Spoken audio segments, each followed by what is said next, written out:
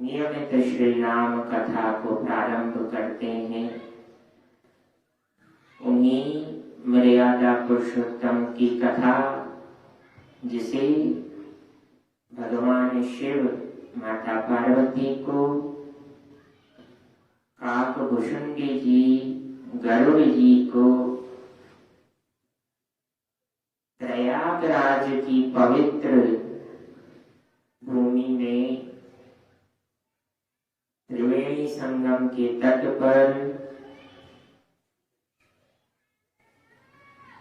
याज्ञवल्क्य मुनि द्वारा भरद्वाज मुनि को और अयोध्या जी की पावन भूमि पर गोस्वामी तुलसीदास जी द्वारा अपने मन को, स्वयं के मन को यह पवित्र कथा सुनाई गई।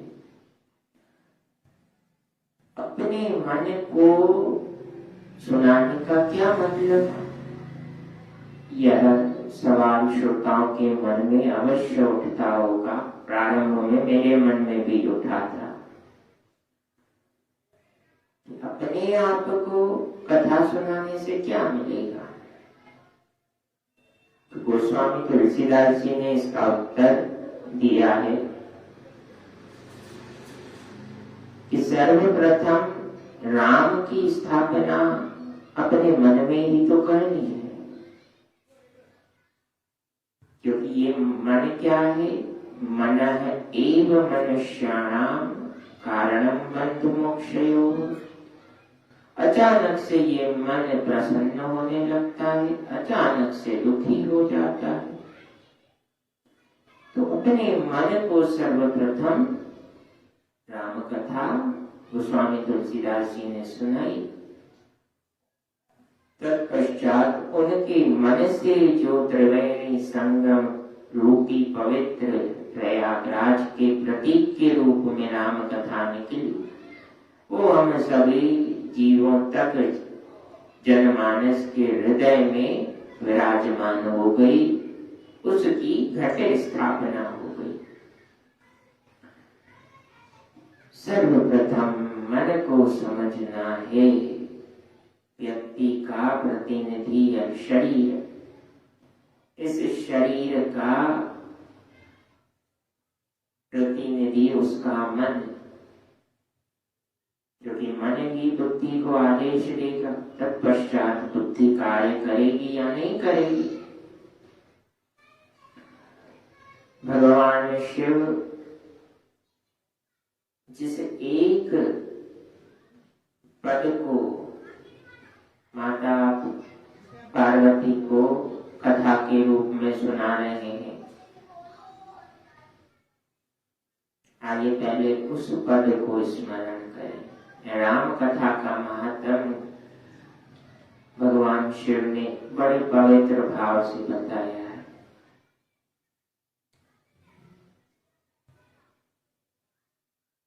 राम कथा कली कामद गाई, सुजन सजीवन मोरी सुहाई। अर्थात देवी उमा, यह राम कथा कलिकाल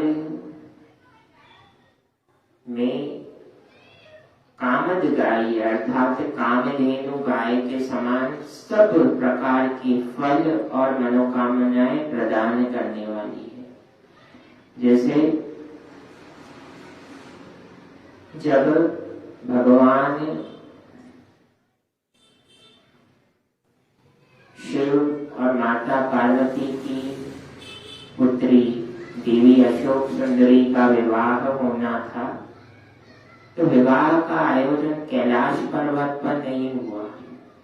प्रायः आयोजन कौन करता है? जिसके घर में उत्सव होता है। किंतु इस आयोजन को करने का दायित्व सूर्यवंश के कुल पुरोहित वशिष्ठ जी ने लिया। अपने आश्रम पर उन्होंने पूरे आयोजन की व्यवस्था की। और व्यवस्था भी कैसे की? प्रारंभ में कोई तैयारी वहां दिख नहीं रही थी, तो माता पार्वती की माँ नैना देवी कैलाश पर्वत पर आई। कहने लगी, तुम ये क्या कर रहे हो? कैलाश पर भी कोई आयोजन नहीं दिख रहा, ना ही वशिष्ठ जी के आश्रम में कोई तैयारियां दिख रही है। नानी है ना, नानी को अधिक चिंता होती है नाती और नातन की। तो मेरी नातिन के विवाह की में कोई कमी ना रह जाए, इसलिए मैं चिंतित हूँ। नैना देवी ने यह भाव व्यक्त किया। तो माता पार्वती कहने लगी, माँ तैयारियां वहीं होंगी जहां पर आयोजन की व्यवस्था की गई है, और इस आयोजन को करने का भाव वशिष्ठ मुनि ने व्यक्त किया, तो भोलेनाथ ने उन्हें दायित्व भी सौंप दिया, वे अपने आप करेंगे। वशिष्ठ जी के यहाँ माता नैना देवी पहुंची तो देख रहे हैं उनके आश्रम में कामधेनु गाय है। उस कामधेनु गाय की स्तुति और वंदना कर रहे हैं वशिष्ठ जी।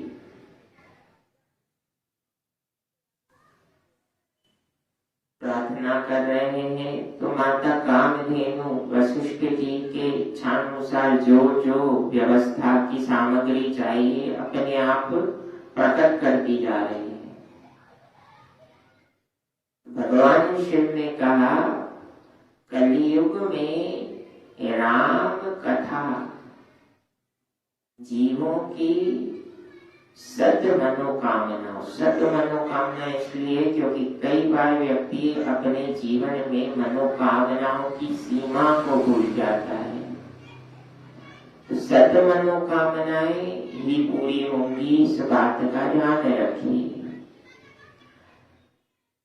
सभी प्रकार की सद मनोकामनाएं पूरे करने में राम कथा रूपी कामधेनु गाय समर्थ है, ये भोलेनाथ के विचार है। किंतु कब समर्थ है? भगवान शिव आगे कहते हैं कि जो इस राम कथा रूपी आनंद रस को अपने दोनों कानों रूपी दोनों से पान करेगा। दोने में प्रसाद रखते हैं, तो कथा रूपी प्रसाद को कर्ण रूपी दोने में रखकर उसका पान हृदय को मन को जब तक जीव नहीं कराता तब तक आनंद की अनुभूति नहीं होती।